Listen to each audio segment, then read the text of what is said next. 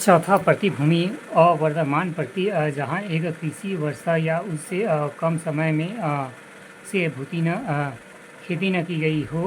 वर्तमान प्रतिभूमि के अतिरिक्त अन्य प्रतिभूमि का पुरातन प्रति जहाँ 1 से 5 कृषि वर्ष की से खेती न की गई हो।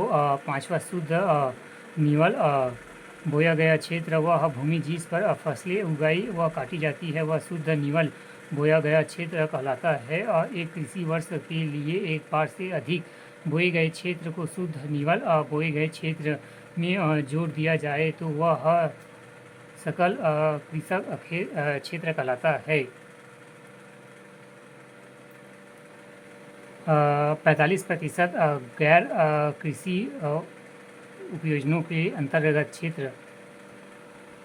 भारत में भू उपयोग प्रारूप भू उपयोग को निर्धारित करने वाले तत्वों में भौतिक कारक जैसे कि भू आकृति, जलवायु और मृदा के प्रकार तथा मानवीय कारक जैसे कि जनसंख्या, घनत्व एवं प्रौद्योगिकी क्षमता एवं संस्कृति और परंपराएं इत्यादि शामिल है। भारत का कुल भौगोलिक क्षेत्रफल 32.8 लाख वर्ग किलोमीटर है, परंतु इसके 93% भाग के ही भू उपयोग आंकड़े उपलब्ध हैं, क्योंकि पूर्वोत्तर प्रांतों में असम को छोड़कर अन्य प्रांतों के सूचित क्षेत्र के बारे में जानकारी उपलब्ध नहीं है। इसके अलावा जम्मू एवं कश्मीर में पाकिस्तान और चीन अधिकृत क्षेत्र में भूमि उपयोग का सर्वेक्षण भी नहीं हुआ है।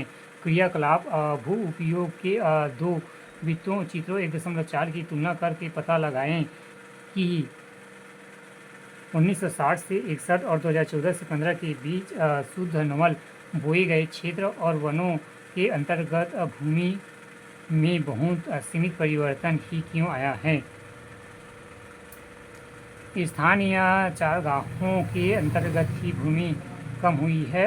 पशुधन की इतनी बड़ी संख्या के लिए चारा उपलब्ध कराने में कैसे असमर्थ होगा और इसके क्या परिणाम होंगे। वर्तमान प्रतिभूमि के अतिरिक्त अन्य प्रतिभूमि अनुपजाऊ और इन पर फसलें उगाने के लिए कृषि लागत बहुत ज़्यादा है। अंततः इस भूमि में 2 या 3 वर्षों में इनको एक नया या 2 बार बोया जाता है और यदि इसे शुद्ध निवल बोए गए क्षेत्रों में शामिल कर लिया जाता है तब भी भारत के कुल सूचित क्षेत्र में लगभग 54% हिस्से पर ही खेती हो सकती है। शुद्ध निवल बोए गए क्षेत्र में प्रतिशत भी विभिन्न राज्यों के भिन्न भिन्न हैं। पंजाब और हरियाणा में 80% भूमि पर खेती होती है, परंतु अरुणाचल प्रदेश, मिजोरम और मणिपुर, अंडमान निकोबार द्वीप समूहों में 10% से भी कम में बोया जाता है।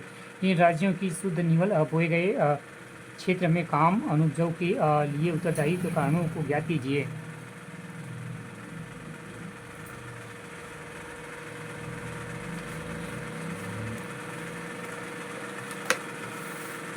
हमारे देश में राष्ट्रीय वन नीति 1952 द्वारा निर्धारित वनों के अंतर्गत 33% भौगोलिक क्षेत्र वांछित हैं, जिसकी तुलना में वन के अंतर्गत क्षेत्र काफ़ी कम है। वन नीति द्वारा निर्धारित यह सीमा पर पारिस्थितिकी संतुलन बनाए रखने के लिए आवश्यक है। वन क्षेत्रों के आसपास रहने वाले लाखों लोगों की आजीविका इसी पर निर्भर करती है। भू उपयोग का